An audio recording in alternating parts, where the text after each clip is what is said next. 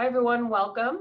So we're here today, as Ellen talking about distributive leadership. I changed the phrase a little bit from distributive ownership really to distributive leadership. So for those of you that I haven't had the opportunity to meet before, my name is Courtney James. I use she, her, and her pronouns. I serve as the director for student involvement, and I'll let Betty introduce herself. Well, good morning. My name is Betty Shanahan. I'm the Associate Vice President for Administration Operations in the Executive Vice President's Office. I use she, her, hers pronouns. And since you see my little caricature, so thanks to Rigo for getting that for me, I am on a DSL connection. So to save upload bandwidth, I just don't have my video. But as I told Courtney and Ellen, I'm all dressed up for today. So trust me on that one. Thanks, Betty. So Betty and I, for over the last 3 years, I think now, have had the opportunity to work together on a lot of different projects, but the one that really started our relationship was esports. So we're going to talk a little bit more about our timeline in a little bit. But back in January of 2018, if I remember that correctly, there were about 30 folks at the university who were called together to talk about esports, which if you don't know what esports are, it's competitive video gaming. And from that 30-person meeting emerged a task force of about 8. And both Betty and I were on that task force. So through our relationship with esports, we've started collaborating on some other things. So what we're really talking about today is the model and the framework of how we approached our work with esports. And then towards the end, we'll talk about some additional ways that we've applied it. So let me pull this up really quick. So just to go through a quick overview, so we are going to talk a little bit further about our group's purpose and timeline. I'm also going to introduce a concept called maturity models. Being in student affairs, we know a lot about obviously student development theory and counseling theories, but from my perspective, from working with Betty and in a business mindset, maturity models were they were both a new way to look at things, but they also had some parallels to some of the student development theory that we had. We're going to share a little bit about esports, and then we're going to talk about how we had to shift our group as we continued to evolve. And really how we moved to that distributive leadership model. We're going to share a little bit about some of the things that we're hearing from our students, where we've done some application, share some of our lessons learned, and then leave it open for discussion at the end as well. So I'm going to turn it over to Betty for this first one. Okay. So I was going to kick this off with a slide that I use not in this context normally, but when I'm introducing DePaul Esports to someone outside of the university, and it might be a potential sponsor or it could be another university. And one of the things that makes us different in how we approach DePaul Esports is this statement here that we're a cross-institutional leadership team striving to be thoughtful and strategic while being nimble and opportunistic. And those two, I think, are really the kind of crux of what today is about, because working in this model and working in this space of esports that's very ill-defined and very much evolving was something that required us to work cross-institutionally and being very nimble. The other part, I think, is one thing that distinguishes DePaul's esports in that so many schools really put an emphasis on the competition and recruiting to the teams as if it was a Division I basketball team you were looking at. And, you know, we certainly brag plenty about the medals that our competitive teams have won, but as a group, we measure our success by student engagement, inclusion and service, that our students have leadership roles and our institution is recognized as a leader, that our students are prepared for the careers in the emerging industry of esports, and that our faculty are contributing in academic research. I think our ability to have this multi-function, multi-armed measurement of success is because our leadership team is cross-institutional. Yeah, and I think to expand on that a little bit further, one of the other things that has been really interesting about the group with esports, and part of the reason I think that we are successful as a team is because while we have this topic, we also were very, very strategic in who we were inviting to the table, and not just bringing the people that you might normally think when you think of esports. Because when you think of esports, you probably, well, the things that immediately come to mind are the folks from CDM, potential gamers from around campus who have that personal interest. And while they certainly are at the table, I think the reason that we are really successful is because we focused on not just on the topic, but also the things that people can do to really thrive and give them a sense of uh, ensure that they have the feeling that they are being a productive member of the team. One of the people oftentimes ask me, like, why are you so invested in esports? And honestly, the thing that I oftentimes will say to people, and a lot of you know as my colleagues here, I love being creative and I love critically thinking. And esports is such a new topic that I get to apply all of this knowledge that I have about student engagement and student development in this new way. And that's why I love it, because it's this whole new, how often in our careers do we have the chance to just to rethink about everything, you know, with a new topic and a new application.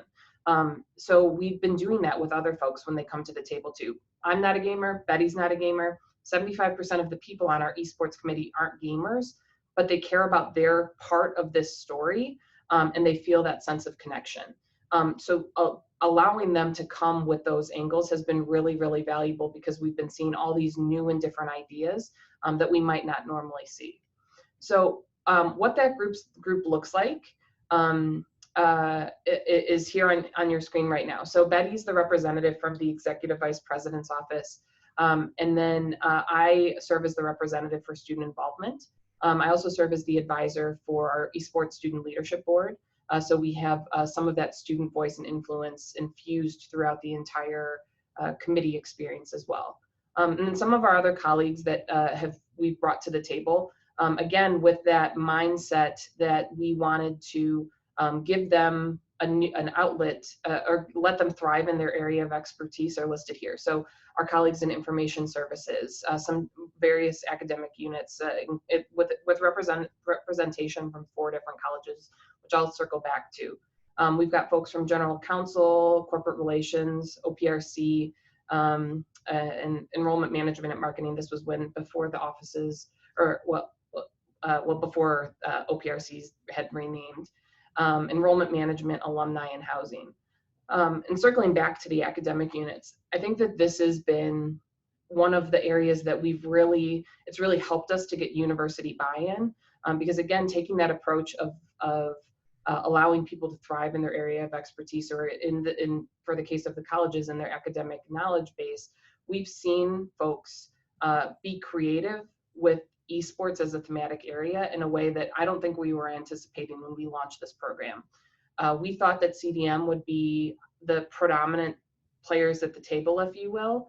But what's been interesting is where we're seeing, I think, some of this truly creative, these creative ideas and this innovation that really defines who DePaul is, are from colleges like our College of Communication, who received an Age of Grant in their first year, and then through our community psychology program. They've got a really innovative program that I'm sure that Betty's going to talk about too, so I won't steal her thunder there. And then we're creating industry leaders in both of those programs, but also in the College of Business. We've got some great faculty who are introducing it into their core curriculum. Betty, did you have anything you wanted to add about the committee? No, I think just to note, don't need to read it, but look at the breadth of all those other folks that participate, sometimes coming in and out depending upon where the need is, but very broad inclusion. Okay, so with that, I'm going to jump to a little bit to set the stage with the maturity model. And very early in the esports timeline, during one of the first competitive games, Courtney and I are literally sitting some Saturday or Sunday in the gaming center that isn't even finished with the students as they're gaming. And I start talking about, maturity models. And Courtney says, oh, this sounds a lot like such and such a model in student involvement. And I thought, oh, I'm going to like working with Courtney because she and I think alike on doing these models. So these maturity models basically started in the 1970s. The whole idea of that came up in the 70s, but it really took hold in the 1980s as the government was starting to contract with software companies to develop software for military and government applications. And at the time, software development was a very Wild West type of field, very new type of field. Computer science programs were really just getting going. And there was no way for the government to measure the capability of any of the contractors they were evaluating. So through some work, particularly at the Carnegie Mellon University Software Engineering Institute, they came up with the Capability Maturity Model Index that eventually moved into this Capability Maturity Model. And the idea behind it was to turn around and say, what are the attributes at different stages of maturity in the software development process? And once you understand what the attributes are in that process, it also gives you the ability to turn around and say, how do you improve? How do you get from one stage of maturity into a later stage? And this is sort of a generic definition of what a maturity model is. It was very broadly adopted in software development in the 80s, but since then it's been used in countless different industries and used with different levels of formality. And if I jump to the next slide, the things that are important about a maturity model is it's just a framework, and that framework can be adopted for your benefit for how you conceptualize your approach. The end goal of a maturity model is not to say we have to be the ultimate at the end, but actually give a roadmap and how do you improve your capabilities and how do you improve your performance. So for example, if you are in a health field or you're in a highly critical process, you may want to go to the highest level of maturity where you've totally optimized your processes and your quality is perfect. For other functions that are done, it may be just good enough that you have a decent process. You don't do it enough that it's worth making it very efficient. It's not worth the effort of saving every second or every nickel or having the perfect quality. So when you look at a maturity model, what you do is you turn around and you say, how far do I want to go and where do I stop? And we actually at DePaul are using it also for our enterprise risk management. And in looking at how DePaul approaches enterprise risk management versus, let's say, Goldman Sachs that's doing worldwide currency transactions, okay, they're going to be at a different, higher level. They're going to want to go to a higher level than we will at DePaul. So you can decide what your end goal is. The other important thing about a maturity model is that it helps you order what the objectives of your project. So this kind of the simple way to think about it is if you're a long distance runner and you have a toddler, as a long distance runner, you've optimized your performance. You know how to perfectly stride and perfectly move your body to get the most distance with as quickly as possible with the least energy.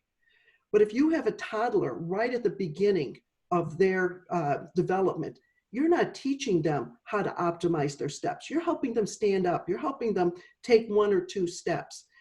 You start with the basics, and you improve the capabilities that take you to the next stage. It doesn't make sense to try and strive for 3 stages later. You want to strive for the next stage. So the maturity model, if you hop ahead, Courtney, that we developed, was basically looking at DePaul's esports in 3 stages. The very beginning, where you are, is often called a reactive stage. Basically, something happens and we react to it. We don't have a big plan. We don't necessarily have a big context. We are as things happen, we are just responding to them. And that's really where we started out.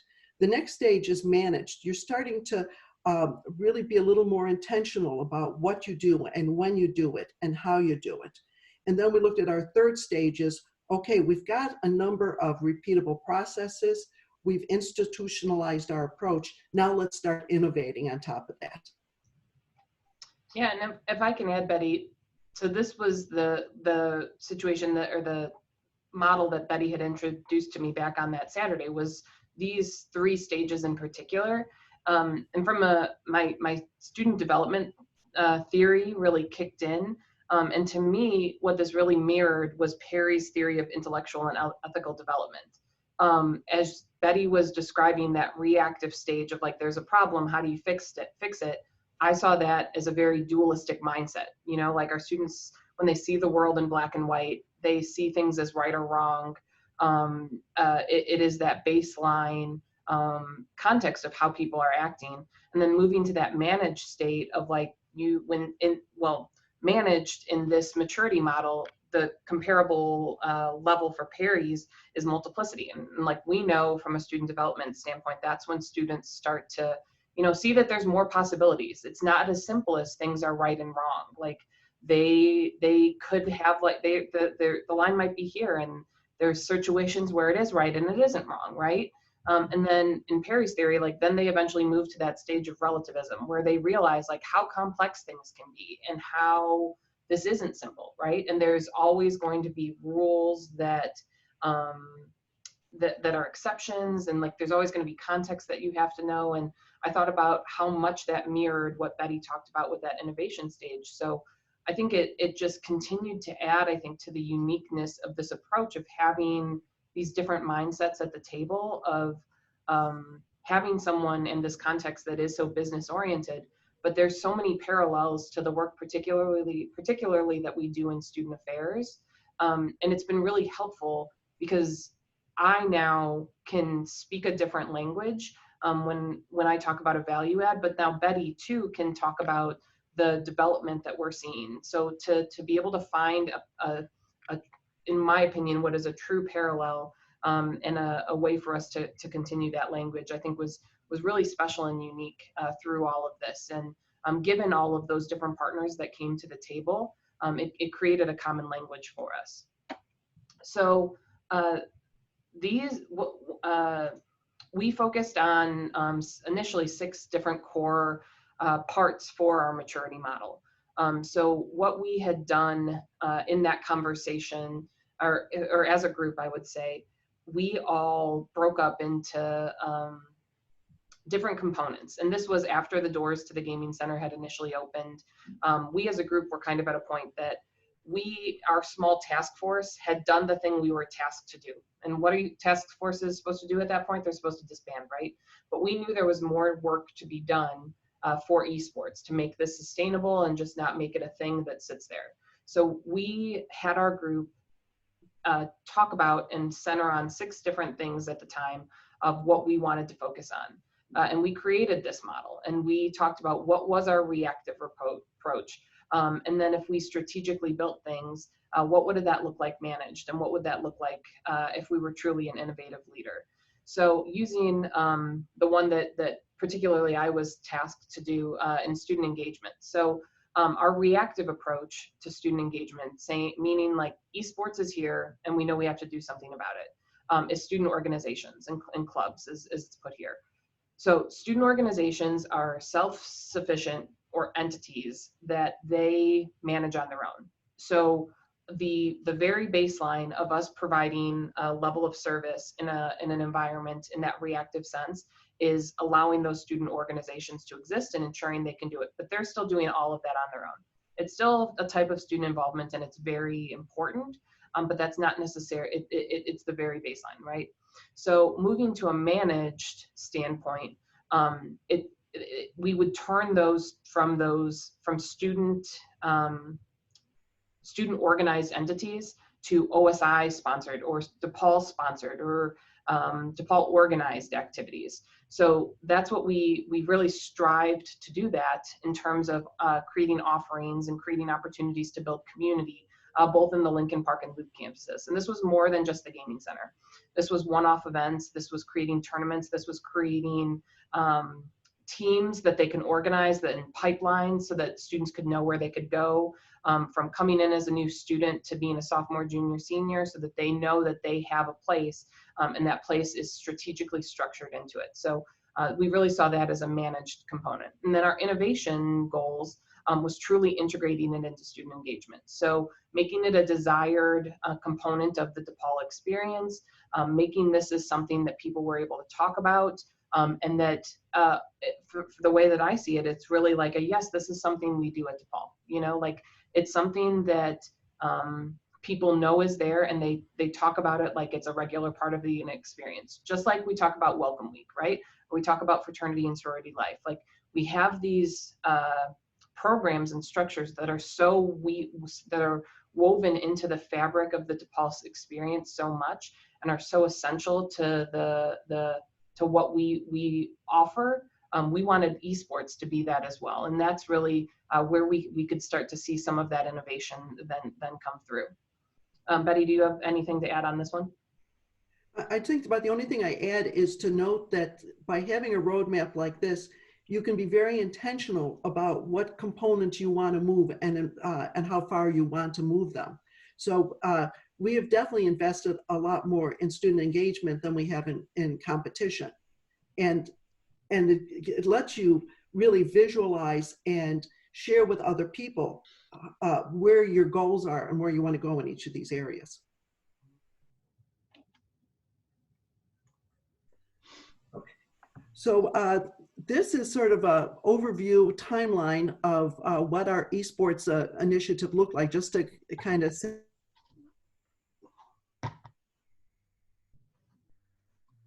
As we progressed, that we actually were starting to implement some of the things you saw in that maturity model. So in January 2018, the task force that eventually became the steering committee met for the first time, and we had 3 student organizations out there that we were leaning on as the clubs that we depend upon. And the first Big East tournament was going to take place in March. And literally, it was a bunch of people scrambling, and meetings that consisted of, and who's getting the cable for this, and who's going to be there on Friday with them, and very, very, very tactical and very reactive to what's going on.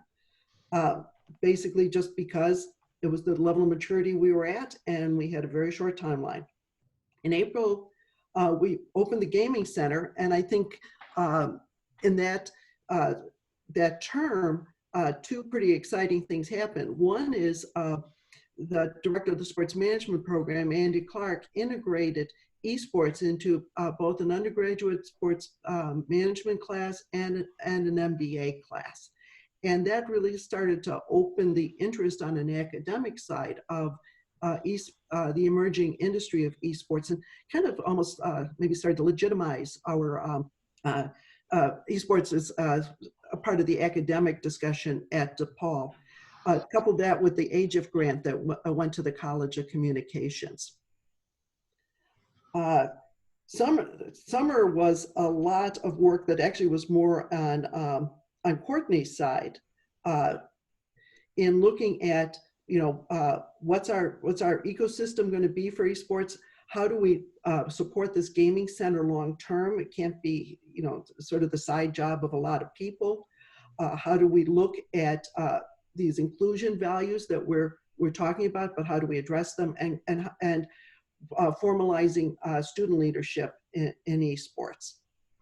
Yeah, I would add, Betty, I think that this period too, we're going to talk about our distributive leadership model. I think that wearing our hindsight glasses, this is where we also really saw a shift in how we chose to manage this group. It went from, again, that task force of here are the things that we have to accomplish, to thinking about how we need to do the work. One of the things I frequently say to my staff is, like, we don't have to just think about what we have to do, we have to think about how we have to do it. And really at the start of like fiscal year 19, I think is when we really started to see that, and we changed the model which is why we went from just having these milestone accomplishments to really thriving, and starting to see our maturity model move a little bit more progressively, if you will. So Betty, would you like me to continue with the timeline? Yeah, why don't you go ahead? Yeah. So from that point, we still had a couple moments of integration where we still were, checking off some of those major milestones. One of them was 2 of the residence halls, as some of you know, opened gaming centers as well. There were 6 computer gaming stations in comparison to the 12 that we had in the loop, but they're still seeing significantly higher traffic. Our Big East seasons really launched, so now we currently compete in 2 games with the Big East, Rocket League and League of Legends. We had planned actually this quarter to launch a 3rd game, but with everything that's going on with COVID-19, the collective will of the Big East institutions has been to delay that. So those were some of the things that got a little bit more solidified, but we also started to see, I think, some truly innovative things come through. So at the end, in Q3 of fiscal year 19, we went out to C2E2, which is the Chicago Comic and Entertainment Expo. For the first time, we had a strategic partnership with a local vendor there, or a local vendor that we work with, and got to expose our program to over 90,000 participants. We gave out over 10,000 pieces of collateral in that first year, and we had so many phenomenal touch points. And that really, while student involvement took the lead for a lot of it, the reason we were able to amplify the story and even to create the experience was because of colleagues from our task force. So our university marketing, Russell Dorn, wrote press releases and connected us with people in the media, again, to amplify our story. And our colleagues in IS created all of the infrastructure that allowed for, last year it was the League of Legends tournament to take place, and then going into this year, the Rocket League tournament. And from there, we continued to lean into this group to see more things come out. So we amplified our events that we were doing on campus. In the fall alone, we had over 1,000 students attend in-person events and build community. We continued to see our esports organization category grow, right around doubled at this time. We started even expanding our outreach to different community events. So there's a tournament called Intel Extreme Masters that takes place at the United Center, and we got to go to that, and we were featured as one of 2 colleges in the College Corner. So there was some great opportunity there, and then started really being seen as a standalone program I think truly in the eyes of the university. I think before this, it was kind of seen as a pet project almost, and something that a couple folks had come to know. But I think really at the start or in that 1920 school year, 1920, right? I think so. Yeah, the 1920 school year was really when I think people started to realize that our esports program was here and that we weren't really going anywhere. So that led to that recruitment and those opportunities to go to the open houses and to be featured at a lot of different things. So I'll pause for a second because this next bit I'll let Betty talk about for the online technology and learning through community psychology. Yeah.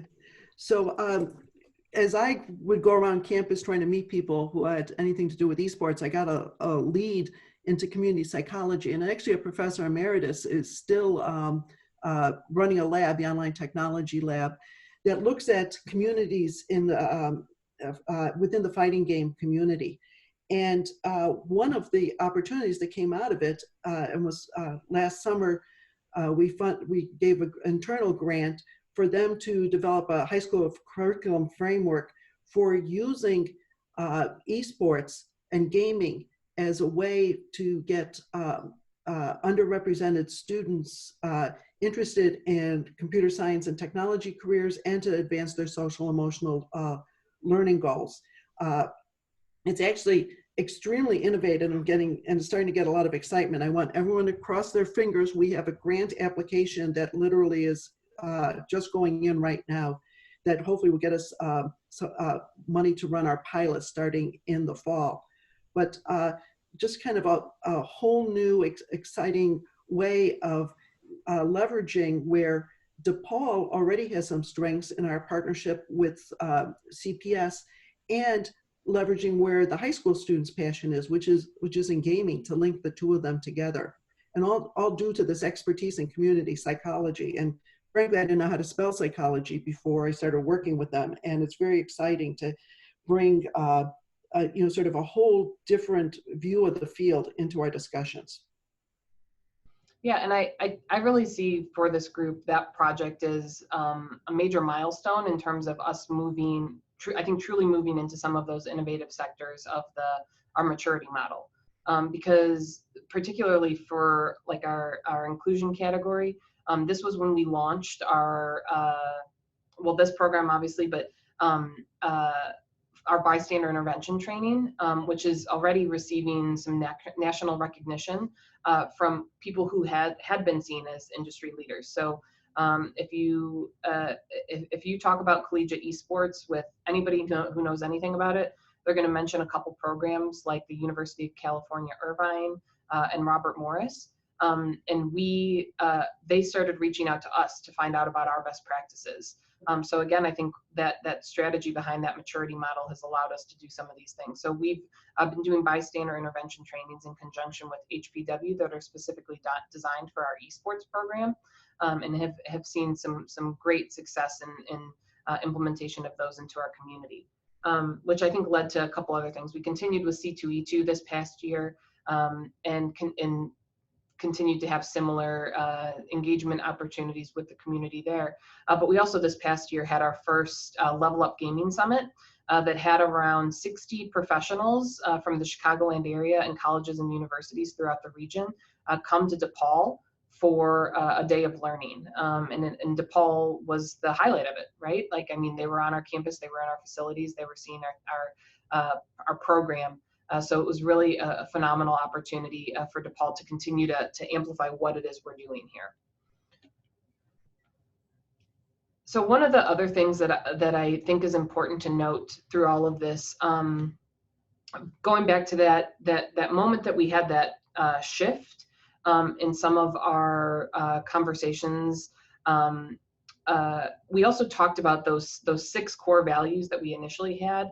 And Betty and I had a very real conversation that, they weren't necessarily there were 2 on there that weren't necessarily like the flashiest things to promote. And I think it was corporate relations, and I don't remember the other one, Betty. I don't know if it's coming to mind for you. No. Yeah, there were 2. But when we talked about who we were and what we valued, we had agreed that those weren't necessarily the things that we wanted to say. Esports values corporate relations. While we all know that is important, it is not a pillar that we had to put out there.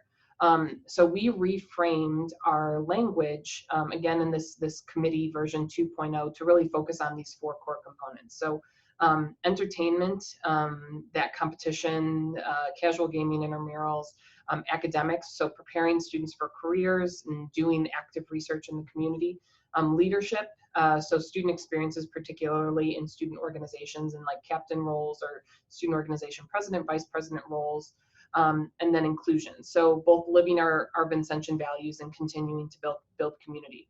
So as we worked to develop these things, those are the components that we really wanted to focus on. So I wanted to share a little bit about where we're at so far, and how it's going for us. And I apologize, I seem to be missing one slide here too.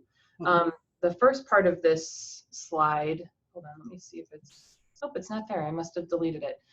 There's two slides, and I can share the infographic with folks after this as well. It shares a little bit about our outreach in the top half of this image. So in our first year of application through this process, we've seen about 1,300 students involved in our esports program, which is about 10% of the student population, which is nothing to scoff at.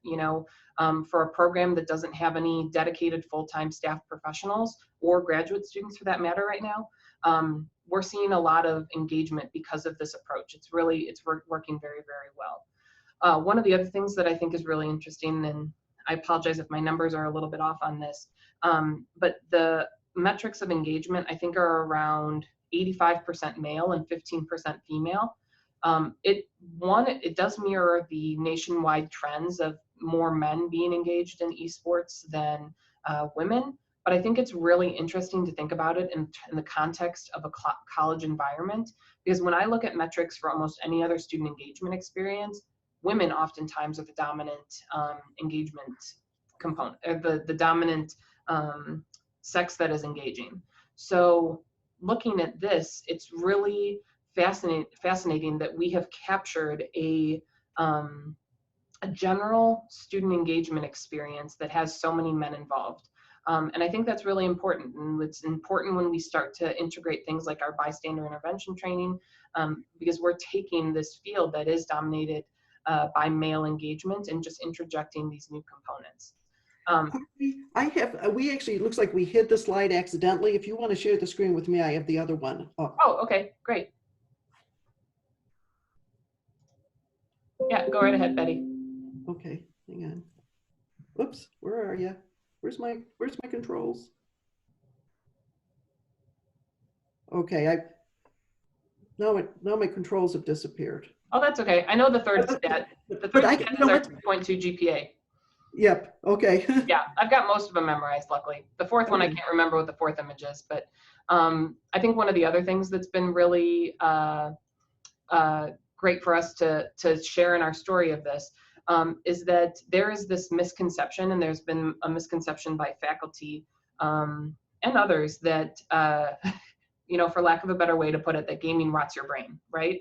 And then it has this adverse effect on your collegiate experience. But because DePaul has such great ways to collect information, we've been able to run reports that show us that the average GPA of our students involved in the gaming center is 3.21. If anybody knows, I don't know if anybody knows it offhand, the average GPA of the DePaul student, but it's 3.22. I will take a 0.01 difference in a GPA because of the sense of community that this is building for our students. And we're going to be able to share some of those components about what we're hearing from the program here in a little bit too. And Betty, I don't remember my fourth. Yeah, so actually we have 1,243 gamers, 773 of them are PC users and 470 are console users. And that console use is very important from an inclusion perspective, because console users tend to be students that are otherwise underrepresented in the university, being often students of color and students from lower income brackets. And the average length of time in the gaming center is 1.6 hours. There it was, thank you. Yeah, and then this is a little bit about our competitive teams. We'd be remiss if we didn't talk about them, because they are a great opportunity for our students to connect.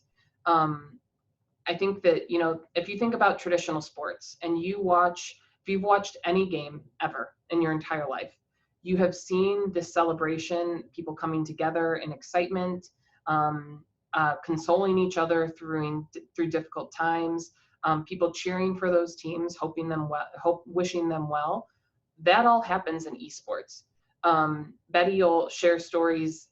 We had in one of our first Big East seasons, our students lost in the championship round in like the last 2 minutes, and I'm not over exaggerating when I say there were tears, because they had been working on this for 10 weeks, and they were so heartbroken to have that moment. So and then when they got to go and compete in New York this past year, when they went and they won, the sense of jubilation that came from it was just so unbelievable to see. And to see our students cheering and supporting them on through all of it too, all of those things are very important. And we are creating these small communities of support, which when we talk about retention as an issue, the more opportunities that we can offer for these strong communities, the more opportunities we're creating for people to tie into DePaul. So they're really important. So while the win win percentage is wonderful, I'm happy they're winning. I'm more happy that these people are getting invested and they're staying connected here. And they're so proud to represent DePaul, and you should see them wearing their jerseys. Courtney and I ended up meeting with a company where one of the folks from the company actually is someone that's in the Esports Hall of Fame, and a bunch of our students came out to meet this person, and they were all in their jerseys. I mean, they're just so proud to be DePaul. Yeah, and for a lot of them, this is the first time they've ever owned a piece of clothing that says DePaul on it, and they wear it a lot. I mean, it's unbelievable sometimes. Sometimes we got to remind them, like, washing machines exist, but we have to do that for a lot of our students, so that's okay. But they're proud of it, you know, and the amount of people I've seen wearing esports stuff, I mean, I'll take it any day of the week. So we've been obviously talking and alluding to a little bit about this distributive leadership model, but we did want to share a couple of resources specifically around it. So in all transparency, distributive leadership actually wasn't something I had really heard about as a concept, or at least had spent a lot of time thinking about or processing, until I went to a meeting about potentially going on the Vincentian Heritage Tour. And our colleagues in mission and ministry, as they have these past couple of years, as they have been reframing their office and what their outreach looks like, Joanna actually shared that this is the model that they are taking, is a model of distributive leadership. And what their hope is, and now that they've said it, I see it coming through. But what their hope is they want to take what they know and spread it to other folks throughout the university so that they can be advocates, and they can be people who promote the mission, and the people that understand these concepts and help them do the work. And while it seems such a basic concept, I was just fascinated by this, the strategy that goes behind. And I am, if you know anything about top fives, I have like 2 or 3 things that are in strategic, and strategic is one of my top 5s. But the thought process of being able to put pen to paper behind that concept, I thought was really, really powerful. So I started thinking about, like, where else are we seeing this? And that meeting just so happened to be right around that same time that we were shifting our esports committee and what we had to do. So so this is a little bit about it, and I'm happy to share this. But what the distributive leadership model really looks at is, like it says here, like a self-repairing system. Those with the greatest knowledge of powers are empowered to investigate, recommend, and find solutions. And this is really critical to continue to allow for review, and then to create a strategy to allow people to advise through it. What this doesn't mean is that every single person has to fix every single problem, but people are really empowered to figure out what they can do and how they can contribute. And particularly, there's 3 main components of it that people approach when they think about distributive leadership. It's balancing this sense of autonomy, that you can bring things to the table and that you can have the power to advocate for your group or your people, balanced with this sense of accountability, that you are continuing to allow folks the opportunity, or to create those opportunities for check-in and build that sense of accountability because you're part of this greater team, and then integrating their actual capacity to make that work happen. So it's not putting everything on one person at any given point, but it's saying we all share this. And distributive leadership thrives when you create this balance. So you create check-ins, and you have that opportunity for people to work in their lane and really thrive. And I think that this is where our esports group has really moved to. So while we still have our steering committee from that slide earlier on of all of those people, we're not asking all people to do all things anymore. We are strategically asking them to come to the table and continue to be part of the conversation when it makes sense for them to, and when they can provide valuable context, but then are also giving them the autonomy to know that, like, they have the ability to run in their lane and to thrive in their lane. And they can, while we want them to come in and check in, they also have the ability to do what they need to in order to further it. And this model for it has worked really, really well for us, because it while at times, I think particularly for me in student involvement, given some of the other specific responsibilities that I have, while at times, you know, there's a lot to do, it's also not overtaking any single individual's job. And particularly in a financial time where things are tight. Like everyone knows, there's not a ton of new positions that are going to be green lighted here in the next year or 2 years, 3 years, 4 years potentially.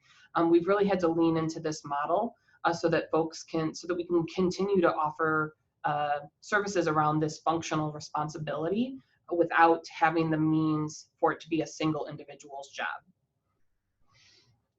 So one of the things I also wanted to spend some time sharing are some of the things that we're hearing from our students, because I think that these are really valuable in showing that this model has been working. So we'll start with this one. We did I'll stop for a sec. We did a survey.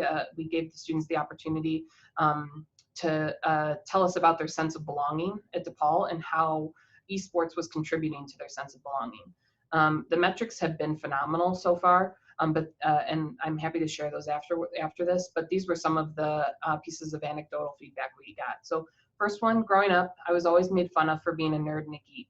I quickly learned that hiding my identity as a gamer was preferable to being myself and getting made fun of. Having gaming communities here has been a transformative experience for accepting my identity and thriving. I'm so grateful for DePaul for this reason and feel even more fulfilled and happy than I ever have before because of this reason. Second, finding a community where people share the same interests as me has given me a great friend opportunity. I've become a more confident person as a result, and I'm willing to put myself out there more and have new experiences. And finally, overall, DePaul Esports has helped me find a group of people with similar interests. These people have helped me in developing my own career path and even given me opportunities for growth and leadership. I found myself sacrificing time I would spend at home playing the games with online friends I found myself sacrificing time I would have spent at home playing the games with online friends instead of networking with fellow. You can tell I did not edit these before. I need to fix that last sentence, but I think you get what they're talking about right here, right? So the data that we're also seeing in this is there's some additional questions that ask them about how many have you found your core group of friends through this, and some other surrounding sense of belonging. Overwhelmingly, what we're finding is, I think it's the statistic is like 54% of our students are hanging out. They now consider their main group of friends to exist because of DePaul Esports, and another 27% are telling us that their 1 to 2 people that they hang out with and text and communicate with on a regular basis are coming from this program. So I think, again, it's a testament to this maturity model working, because we have been able to create these flourishing experiences and opportunities that allow them to thrive in their individual communities. So we've also, after the success of the application of this model to esports, we've started testing it in other environments. So, and thinking about other topics that no one necessarily owns, but a lot of people have a shared interest in. One of those topics was sustainability. So for years, I also serve as the advisor to the Student Government Association, and for years, people have been talking about sustainability as a topic. Well, knowing the success that we had with our esports program, I suggested to them, and I pulled up the list, and I said, introduce distributive model or leadership as a model. And I said, what if you approached it from this model? And we created some strategy about who we could invite to the table, how we can do it, how we could create some milestones for them so that they could feel like they're a successful group. And we applied all of that in this new topic. So the unfortunate part that I'd share about the sustainability topic was they were supposed to have their first in-person meeting on campus last week. So we're hitting a couple reset buttons to do some things virtually here in the upcoming weeks for that group. But they've got investment from around 13 or 14 different areas right now who are excited to talk about this because they've applied that same strategy. And the other concept that we're currently working on, but we don't necessarily have as much that we're applying it to right now, that we're very hopeful that this model is going to work for, is voter and civic engagement. As some of you may know, voter engagement used to be part of a job description, but that position was eliminated, so it no longer is. But this is still a concept that people are really, really passionate about. James Stewart and I just submitted an application to become a voter-friendly campus, and we were approved. Obviously, we've been doing some baseline things, but there's more, we know we can be doing more as a community, and a lot of people are talking about this topic area. So we have plans in the works to continue to apply this distributive leadership model to this topic to move things forward. So I'm going to pop up and then go back to that slide here in a second, because we did want to share some of our the core lessons that we've learned through this entire process. So I've said it a couple times here, but I think it's worth reiterating. Strategic outreach and engagement really matters. I think that one of the biggest disservices that we could have done to esports was just to say, okay, if you're interested, come onto the table. Because I think we would have really missed some partners that have been really critical to this process. But then we've created some opportunities for people to get excited around topics because it's, like I said, and it's applying a new concept area to the skill sets that you already have. So that strategy really, really matters.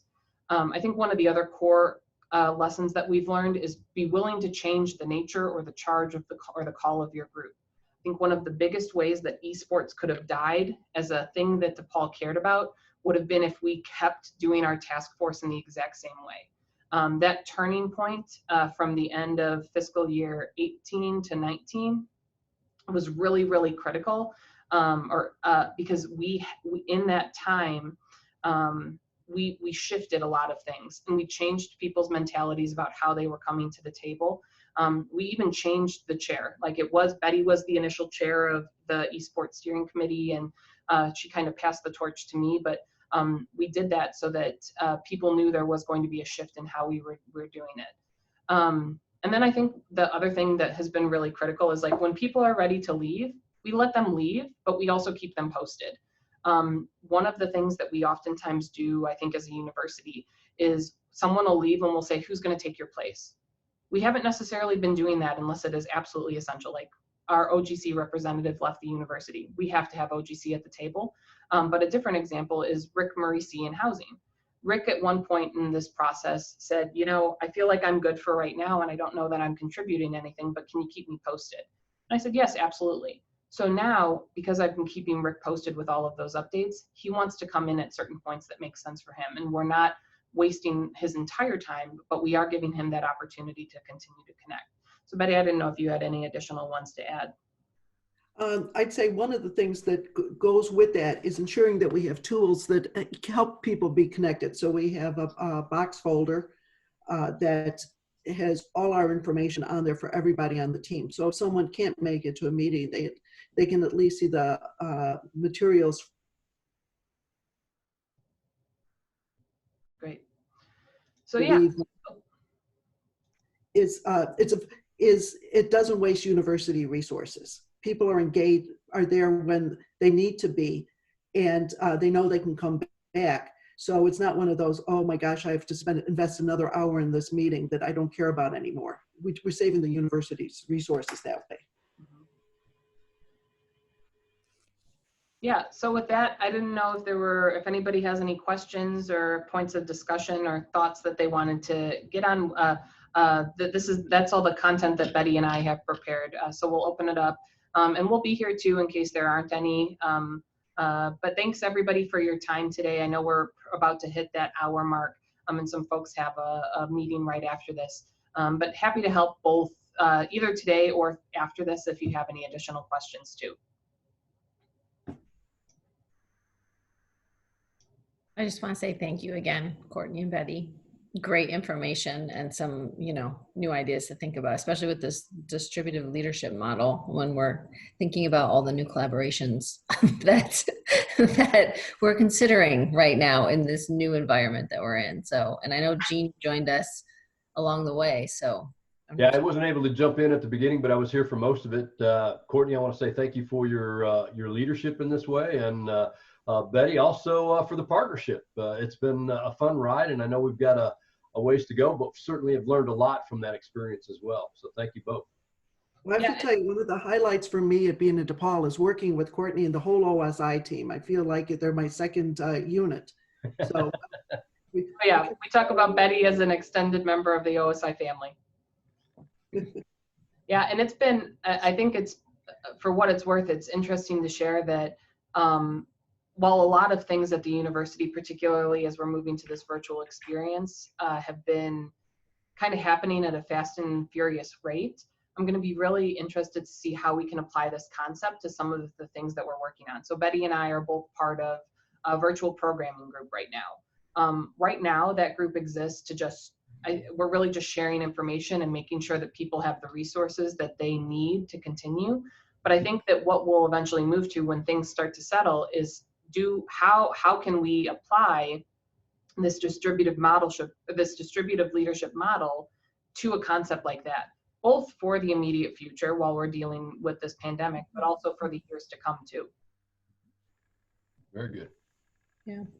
Well, great. Well, thanks again, everybody. We'll post the recording to the Student Affairs team site. But if you have any questions, feel free to reach out. All right. Sounds good.